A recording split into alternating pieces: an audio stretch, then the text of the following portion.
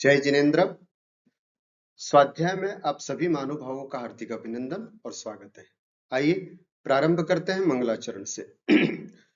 ओम नमः सिद्धेभ्यः। ओम नमः सिद्धेभ्यः।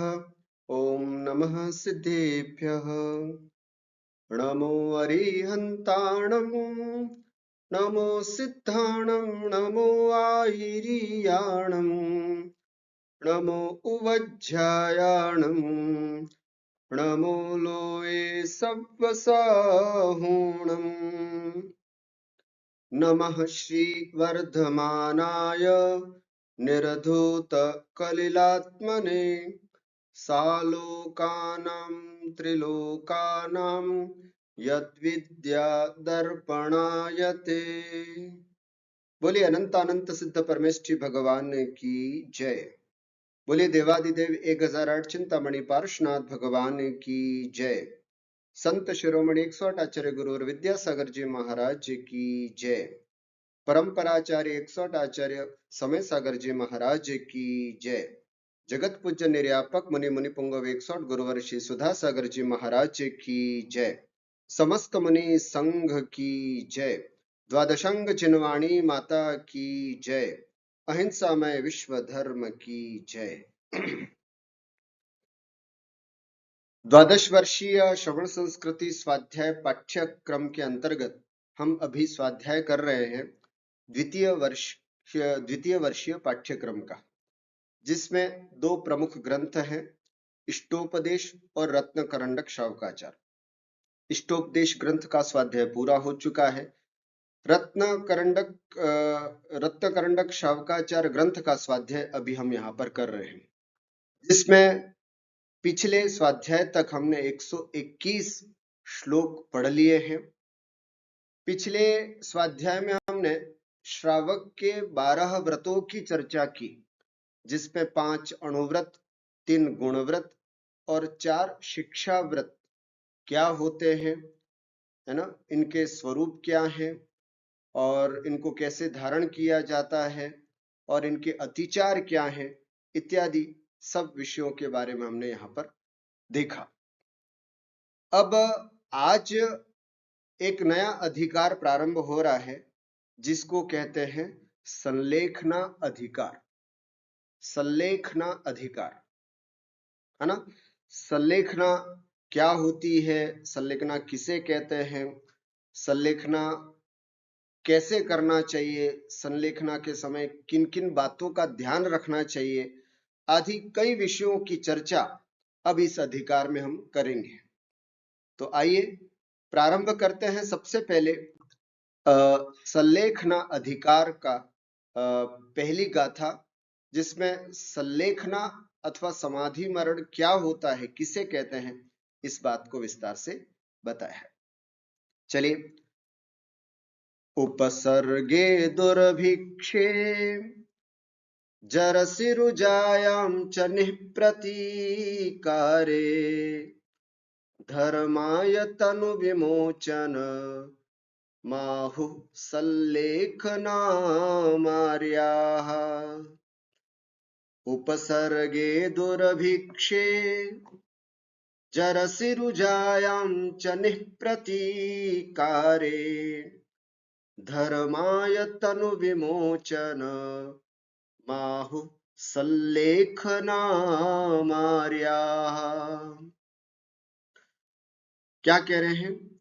उपसर्गे, उपसर्ग होने पर, दुर्भिक्षे, दुर्भिक्ष अर्थात अकाल पड़ जाने पर, जरसी, जरा अर्थात बुढ़ापा, जरसी अर्थात बुढ़ापा आ जाने पर, रुजायाम, रुजा अर्थात बीमारी, रुजायाम अर्थात असाध्य बीमारी अथवा रोग हो जाने पर, निःप्रतीकारे, है ना, जिसमें किसी भी प्रकार का प्रतिकार अर्थात समाधान नहीं किया जा सके, ऐसी स्थिति होने पर धर्माय, धर्म के लिए, तनु विमोचनम, तनु, तनु माने शरीर, विमोचनम माने छोड़ना,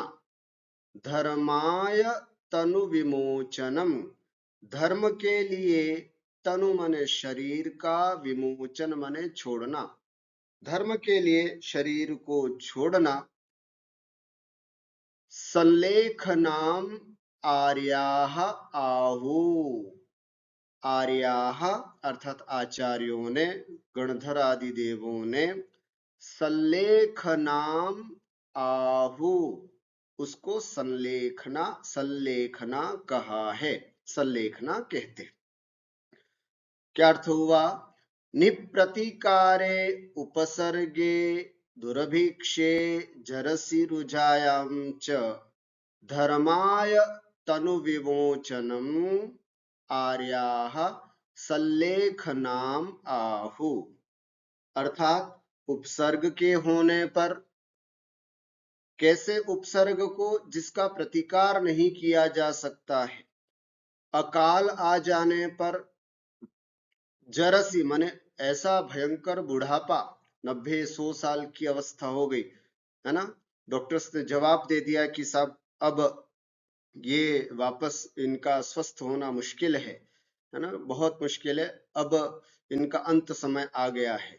ऐसा बुढ़ापा, अथवा ऐसा कोई रोग हो जाए है ना, जिसका कोई इलाज पूरी दुनिया में किसी भी पद्धति से संभव नहीं है, न मेडिसिन से, न आयुर्वेदिक औषधि से, किसी से भी जहां पर संभव नहीं है, ऐसा कोई रोग उत्पन्न हो जावे, ऐसी स्थिति में धर्माय, धर्म मान करके, धर्म के लिए तनु विमोचनम, तनु माने शरीर, शरीर का छोड़ना, सल्लेखनाम आर्याः आहु, आर्याः आचार्यों ने उसे संलेखना, संलेखना कहा है, अर्थात आचार्य उसको संलेखना ऐसा कहते हैं। अर्थात ऐसी विकट परिस्थिति आ जाए जिसका प्रतिकार करना संभव न हो, अर्थात ऐसा रोग हो जाए अथवा ऐसा बुढ़ापा आ जाए जिसमें अब बचने की कोई संभावना न हो, ऐसी स्थिति में धर्म मान करके अपने शरीर को छोड़ना, त्याग करना, आचार्य ने उसे ही संलेखना कहा है। यदि हम संलेखना शब्द की ओर दृष्टिपात करें, संलेखना किसे कहते हैं, तो संलेखना में इसकी व्युत्पत्ति अगर हम देखते हैं तो दो शब्द आते हैं, सत लेखना इति संलेखना। सत का मतलब होता है अच्छी प्रकार से, लेखना का मतलब होता है कृश करना, अच्छी प्रकार से कृश करना। किसको कृश करना? शरीर को और कषाय को, अच्छी प्रकार से शरीर को और अच्छी प्रकार से कषायों को कृश करने का नाम संलेखना है। इसलिए शास्त्रों में यह संलेखना जो है वो दो प्रकार की बताई गई है। कौन कौन सी? कषाय संलेखना और काय संलेखना, कषाय संलेखना और काय संलेखना। अभी हम 12 व्रतों की चर्चा कर रहे थे, जैसे कि पिछले स्वाध्याय में आप सबने देखा है ना, हम श्रावकों के 12 व्रत, 5 अणुव्रत, 3 गुणव्रत और 4 शिक्षा व्रत।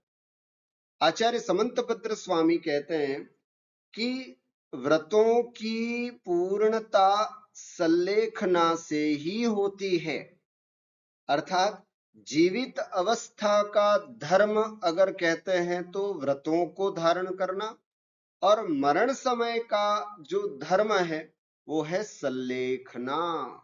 धर्म है ये भी हमारा धर्म है। जिस तरह से जीते जी अवस्था में हम 12 व्रतों को अंगीकार करके धर्म पूर्वक अपना जीवन जिएंगे या जीते हैं, ठीक उसी प्रकार मरण करते समय भी संलेखना पूर्वक मरण करना भी धर्म सम्मत कहा गया है। यह विषय अथवा संलेखना अधिकार बहुत महत्वपूर्ण है। हम सभी श्रावकों के लिए यह बहुत ध्यान से और बहुत समझ करके पढ़ना आवश्यक है, क्योंकि ये हम सभी के लिए आवश्यक है, उपयोगी है। क्यों?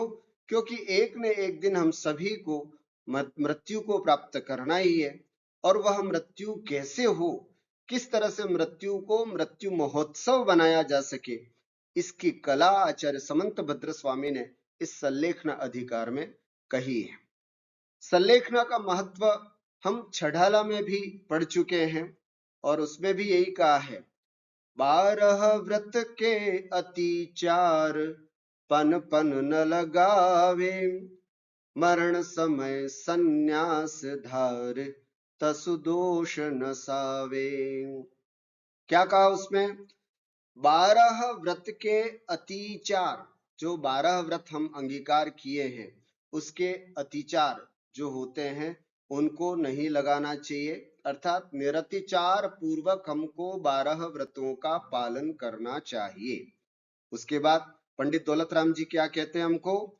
मरण समय संन्यास धारी, तसु दोष नशावे, अर्थात मरण समय में जब अंतिम समय आए तब संन्यास धारण करके, संत अवस्था को धारण करके, आर्य का दीक्षा को लेकर के हमें अपना अंतिम समय बिताना चाहिए। और कहते हैं मरण समय संन्यास धार, तसु दोष नशावे, अर्थात उन व्रतों में भी अगर कोई दोष लग गए हों तो वो भी मरण समय में यदि हम अंतिम समय में सल्लेखना धारण कर देते हैं तो वो हमारे सभी दोष उससे नष्ट हो जाते हैं।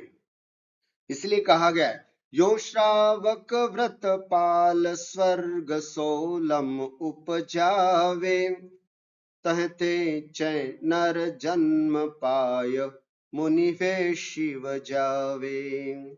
क्योंकि इन्हीं 12 व्रतों का पालन करके, है ना, 12 व्रत सल्लेखना पूर्वक 12 व्रतों का जो पालन करता है उसके लिए आचार्य कहते हैं कि यो श्रावक व्रत पाल, इस तरह से सल्लेखना पूर्वक श्रावक के 12 व्रतों का जो व्यक्ति पालन करता है, स्वर्ग सोलम उपजावे, इस पंचम काल में वह जीव भी 16वें स्वर्ग तक जा सकता है। और फिर तहते चय नर जन्म पाय, और वहां से चय करके फिर यहाँ आए और फिर वापस मनुष्य भव धारण करे, मुनि दीक्षा ले, मुनि वे मुनि हो, शिव जावे, और फिर यहां से मोक्ष चला जावे।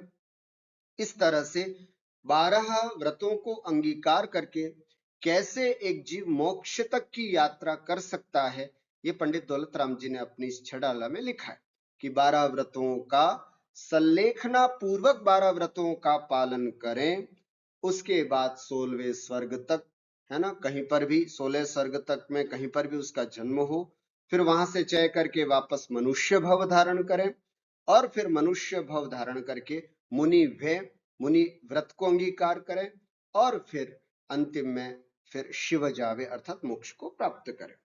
इसलिए इन सभी बातों को पढ़ने से समझने से यही बात ध्यान में आती है कि 12 व्रत जो हैं वह बिना सल्लेखना के अधूरे हैं, अर्थात सल्लेखना रूपी शिखर यदि चैत्यालय पे न हो तो वो एक सामान्य मंदिर, वो एक सामान्य भवन होता है, मंदिर अथवा चैत्यालय नहीं कहलाता है।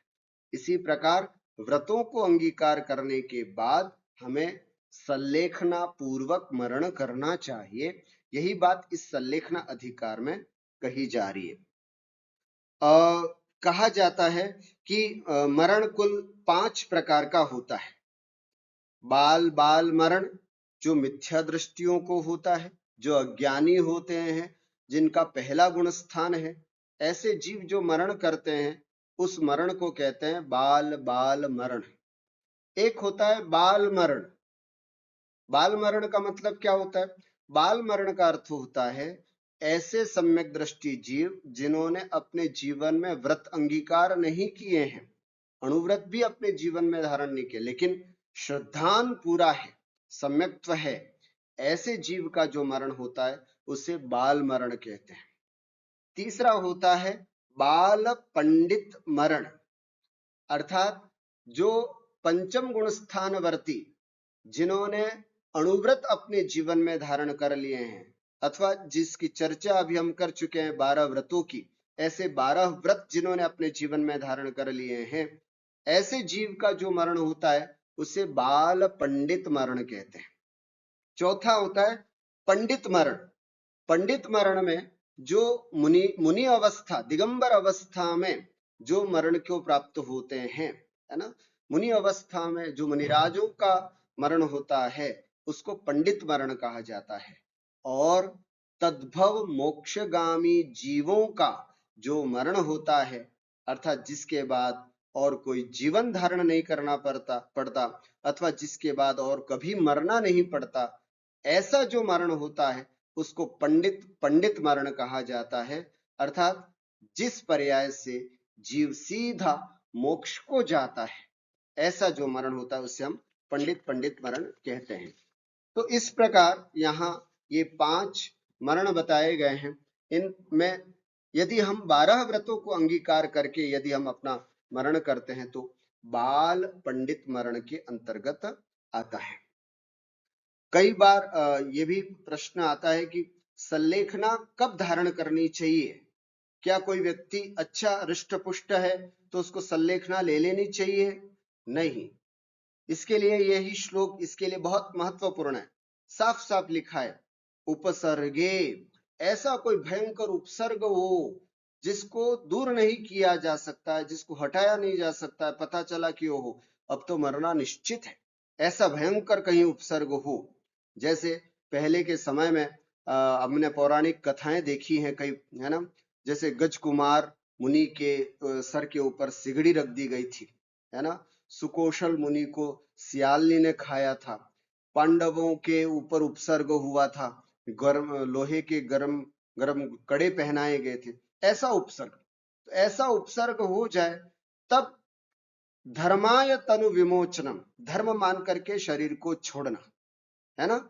ऐसी स्थिति में हमको ऐसा उपसर्ग अर्थात महाव्रत अंगीकार किए हुए कोई मुनिराज है और ऐसा भयंकर उपसर्ग हो जिसको दूर करना संभव नहीं है, ध्यान अवस्था में है, तो फिर उनको उस समय संलेखना लेना चाहिए। दुर्भिक्षे, अकाल पड़ जाए, है ना, कई पौराणिक ऐसी कथाएं हैं, है ना, जब बहुत अकाल पड़ गया था, बहुत भयंकर स्थिति हो गई थी, तो ऐसी स्थिति में मुनिराजों ने, है ना, संलेखना धारण करी। जरसी, ये हमारे लिए दो बात विशेष रूप से हैं, जरसी रुजायाम, है ना। जरसी का मतलब होता है कब संलेखना धारण करनी चाहिए?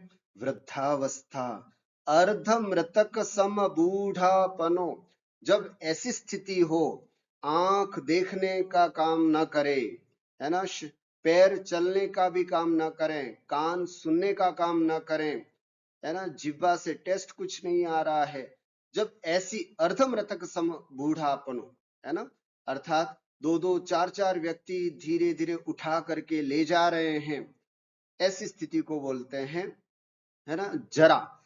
फिर भी कहते हैं जितना समय जी सकते हैं उतने समय जीना चाहिए श्रावक को, है ना। जित मनुष्य पर्याय का एक एक क्षण बहुत महत्वपूर्ण होता है ना। इस समय हम जितना अच्छा उपयोग कर सकते हैं उतना और कभी नहीं कर सकते, इसलिए ये तो कहा जाता है कि जितना इस आयु को पर्याय को जी सकते हैं उतना जीना चाहिए।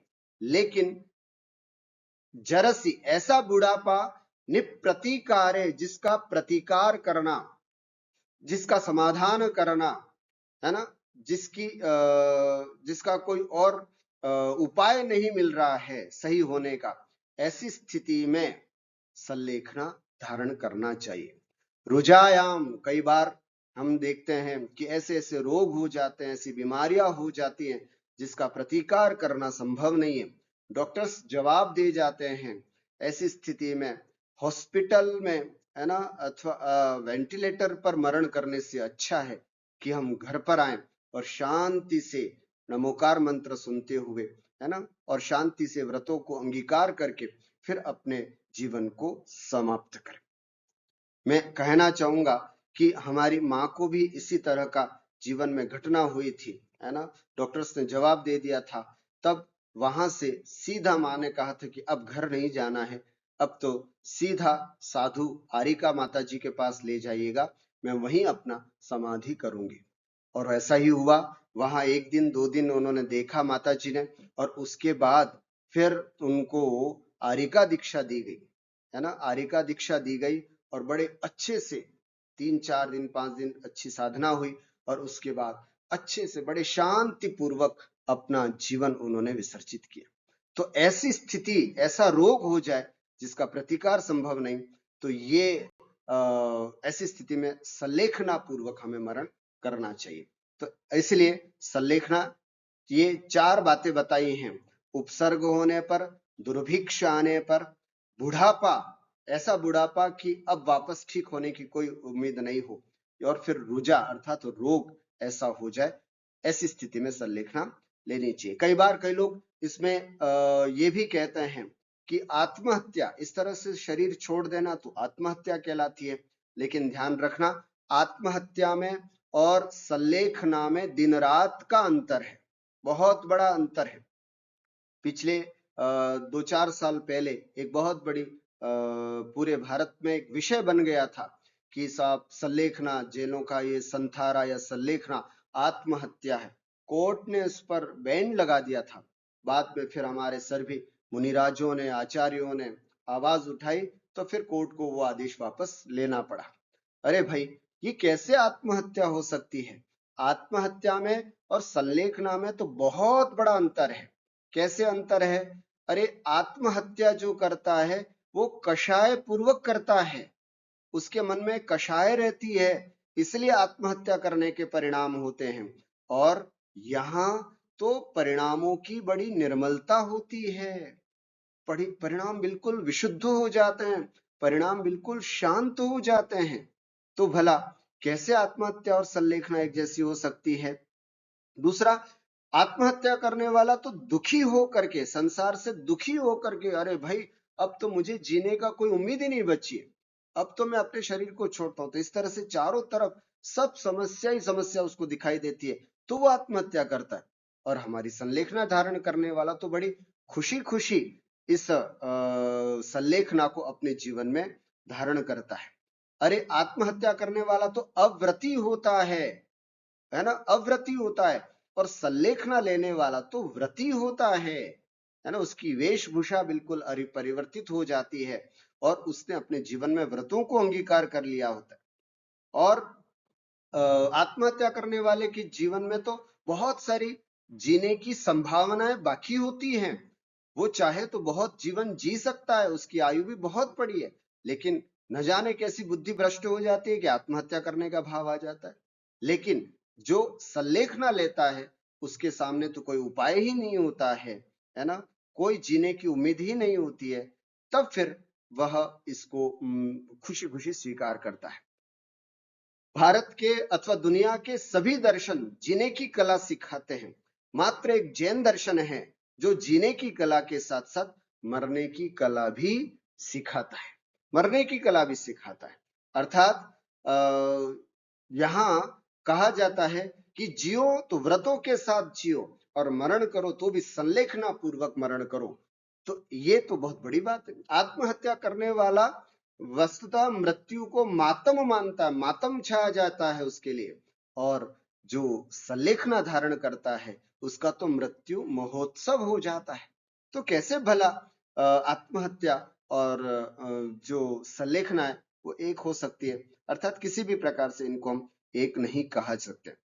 कई बार ये भी हमको जानना होगा कि सल्लेखना की तैयारी क्या करें। कई लोग इस बारे में भी सोचना चाहते हैं कि साहब हम भी अपने जीवन में सल्लेखना धारण करना चाहें, तो इसके लिए हमें क्या तैयारी करनी होगी। तो मैं आपसे निवेदन करता हूं कि जो भी महानुभाव सल्लेखना अपने जीवन में धारण करना चाहता है, सबसे पहले उनको यह भेद विज्ञान लाना होगा, भेद विज्ञान की भावना उनके अंदर जगानी होगी कि शरीर भिन्न है, मैं भिन्न हूं, शरीर नश्वर है, मैं अविनश्वर हूं, मैं शाश्वत हूं, मैं मैं जीव हूं, शरीर पुद्गल है, ऐसी भावना लानी होगी, ऐसी भावना लानी होगी। बार बार जीवोन्यः पुद्गलश्चान्यः इत्यसौ तत्व संग्रह, ये भाव हमें अपने जीवन में बार बार जागृत करना होगा, एक बात। दूसरी बात, संलेखना की भावना करनी होगी, है ना। पहले तो भेद विज्ञान करना होगा सम्यक्त्व की प्राप्ति करने के लिए, कि मैं शरीर से भिन्न हूं, मैं शरीर से भिन्न हूं, ये रोज बोले, रोज इसको भावना करें, सुबह उठ करके, है ना, भावना योग करें और इसके माध्यम से अपने आप को शरीर से भिन्न माने। और दूसरी बात बताना चाहूंगा कि संलेखना की भावना रोज करें। कैसे करें? अपने पाठ है ना सब, दिन रात मेरे स्वामी मैं भावना ये भाऊं, देहांत के समय में तुझको न भूल जाऊं। रोज पढ़ना चाहिए। जिनकी उम्र 40 के ऊपर हो चुकी है, 40-50 साल के ऊपर हो चुकी है, उनको, है ना, शुरू रोज ये पाठ करना चाहिए। रोज रोज पाठ करने से संस्कार बनता है, और फिर संस्कार बनता है, वही संस्कार आगे जाकर के आपको उस फल तक पहुंचाता है। इसलिए ये भावना हमें रोज करना चाहिए, है ना। मेरा मृत्यु महोत्सव अच्छा हो, ऐसी भावना, है ना। और उसके अलावा भी अपन पूजा भी करते, जैसे पूजा में भी आता है, हे जग बंधु जिनेश्वर पाऊं तव चरण शरण बलिहारी, है ना। हे जग बंधु जिनेश्वर पाऊं तव चरण शरण बलिहारी, मरण समाधि सुदुर्लभ कर्मों का क्षय हो सुबोध सुखकारी। इसमें भी आता है, पूजा में भी आता है। तो जब पूजा करें तब भी बड़े ध्यान से इन पंक्तियों को पढ़ते हुए हमें करना चाहिए। क्या कहते हैं? हे जग बंधु जिनेश्वर पाऊं तव चरण शरण बलिहारी, मैं तुम्हारी चरण रूपी शरण को प्राप्त करूं। और मरण समाधि सुदुर्लभ, समाधि मरण सुदुर्लभ, बड़ा दुर्लभ, बहुत दुर्लभ है ना। ऐसा कर्मों का क्षय हो, ऐसे मेरे कर्मों का क्षय हो, सुबोध सुखकारी। तो ऐसे पूजा करते समय भी हमें संलेखना का ये बात ध्यान में रखनी चाहिए। तीसरे, हमारे मुनिराज तो रोज पढ़ते ही है, हम भी प्रतिक्रमण में इसको पढ़ सकते हैं। एक आती ना पंक्ति, दुख कहो कम्मक हो बोही लाओ सुगई गमनम समाहि मरणम। पढ़ना चाहिए। क्या मतलब? दुख कहो, दुखों का क्षय हो, दुखों का नाश हो, जन्म जरा और मरण रूपी दुखों का नाश हो, कम्मक खयो खो, कर्मों का क्षय हो, द्रव्य कर्म, भाव कर्म, नो कर्म, ये तीनों प्रकार के कर्मों का क्षय हो, बोहि लाओ, बोहि माने बोधि, बोधि माने रत्नत्रय की प्राप्ति हो, सुगई गमनम, सुगति गमनम, अच्छी गति में हमारा गमन हो। और पांचवी बात जो महत्वपूर्ण है, हमको रोज बोलनी चाहिए, वो है समाहि मरणम, समाधि मरण हो, है ना। ये रोज जब हम पूजा करते हैं, पूजा करने के बाद जब विसर्जन हो जाता है और जब हम धोख देते हैं लास्ट में भगवान को, तब ये जरूर बोलें, दुख खो कम्मक खो बोहि लाओ सुगई गमनम समाहि मरणम जिन गुण संपत्ति हो मध्यम। जिन गुण संपत्ति, जिनेन्द्र भगवान रूपी गुणों की संपत्ति मुझे प्राप्त हो। तो ये पंक्ति रोज पढ़ना चाहिए। तो जिनको संलेखना लेना है, अर्थात हम सबको संलेखना लेना है, तो भावना रोज करनी चाहिए। भावना रोज करने के लिए क्या क्या बताया? दिन रात मेरे स्वामी का पाठ रोज करना चाहिए। पूजा करते समय, है ना, ये पंक्ति जो आती है, मरण समाधि सुदुर्लभ कर्मों का क्षय सुबोध सुखकारी, ये बड़े ध्यान से पढ़ना चाहिए। दुख को कम्मक को बोई लाओ, ये मुनिराज तो पढ़ते ही हैं, हमें भी रोज पूजा के बाद जरूर पढ़ना चाहिए, जरूर पढ़ना चाहिए इस प्रकार। और उसके बाद सबसे बड़ी बात है, उपवास की आदत डालना चाहिए। अगर हमें संलेखना करनी है, संलेखना की तैयारी करनी है, तो उपवास की आदत डालें, एकासन की आदत डालें। क्योंकि जब संलेखना जीव धारण करता है तो कई बार सब प्रकार के आहार पानी का त्याग करने के बावजूद भी यह शरीर 2 दिन 3 दिन 4 दिन तक चलता है। और यदि उपवास करने की आदत न हो तो फिर उस समय बड़ी आकुलता हो जाती है। तो जिनको संलेखना लेने के भाव है ना, उन सबको ये काम भी उपवास, एकासन, इसकी आदत डालें, थोड़ा भूखे रहने की भी आदत डालें। ये भी एक तैयारी, संलेखना लेने की तैयारी के बारे में कहा जाता है। उसके अलावा हमें अपना स्वाध्याय बहुत अच्छा करना होगा। संलेखना वही जीव ले पाते हैं जिनका स्वाध्याय बहुत अच्छा है ना। स्वाध्याय का मतलब है कि हमें अपने भेद विज्ञान को मजबूत करना है तो आचार्य कुंदकुंद स्वामी के पंच परमागमों का स्वाध्याय करना है। पंच परमागम जिसमें आता है समय सार जी, प्रवचन सार जी, नियम सार जी, अष्टाध्यायी, अष्टपाहुड़ और पंचास्तिका। ये पंच परमागम आचार्य कुंदकुंद स्वामी के, जिसमें बहुत अच्छी आत्मा संबंधी बात लिखी हुई है। उसके अलावा मैं आप सबसे ये भी अनुरोध करूंगा कि जिसमें संलेखना के बारे में बड़े विस्तार से लिखा गया है, ऐसे ग्रंथों का भी स्वाध्याय करना चाहिए। कौन से ग्रंथ हैं ऐसे? ऐसे ग्रंथ हैं तत्वार्थ सूत्र जी, है ना, उसमें भी आया है मारणांतिकिम संलेखनाम जोशिता, है ना। इसमें बहुत अच्छे से जोशिता, प्रीति पूर्वक, बड़े प्रसन्नता के साथ संलेखना को धारण करना चाहिए। मरण समय, अंतिम मरण समय को ध्यान में रखते हुए संलेखना को जीवन में धारण करना चाहिए। पुरुषार्थ सिद्धि उपाय में भी संलेखना के बारे में बहुत अच्छा और विस्तार से बताया गया। उसके अलावा ऐसे भी ग्रंथ हैं जिसमें केवल संलेखना और समाधि की बात बताई गई है।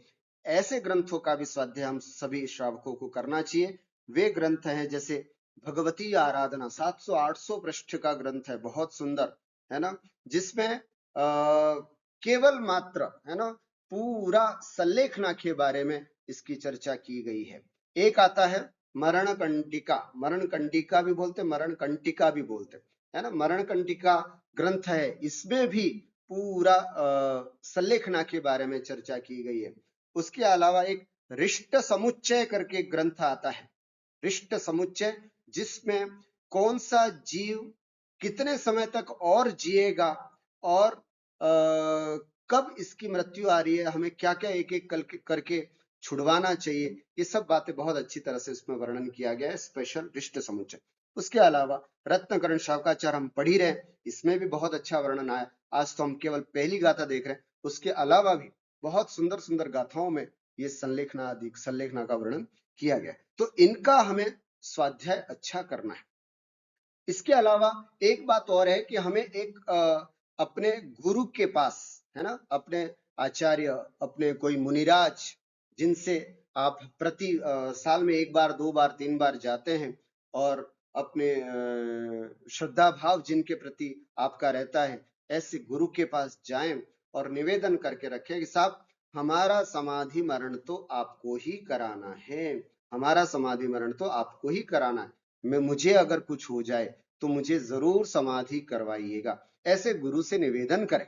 गुरु जे, है ना, अपने मुनिराज हुए, गुरु हुए, अथवा ये नहीं है तो कोई व्रती हो, है ना, कोई ब्रह्मचारी भैया जी या ब्रह्मचारी बहनें हो तो उनसे कह करके रखें। अगर वो भी नहीं हो तो आपके आसपास कोई विद्वान हो, शास्त्रों का ज्ञाता हो, जो संबोधन करे, जिसके संबोधन से हमारी मनस्थिति बिल्कुल स्थिर हो सके, ऐसे किसी विद्वान से भी संपर्क में रहना चाहिए। या फिर ऐसा सब कुछ नहीं है तो हमारा एक स्वाध्याय ग्रुप होना चाहिए, है ना। हम 4 5 7 10 लोगों का एक स्वाध्याय ग्रुप होना चाहिए, जिसमें हम एक दूसरे से कह के रखें कि अगर भगवान न करे कुछ किसी के साथ कुछ हो जाता है तो हम एक दूसरे को संबोधित करेंगे और एक दूसरे को स्थिर करेंगे कि साहब तुम्हें अपने परिणामों को स्थिर रखना है, बड़े मृत्यु को महोत्सव के साथ बिताना।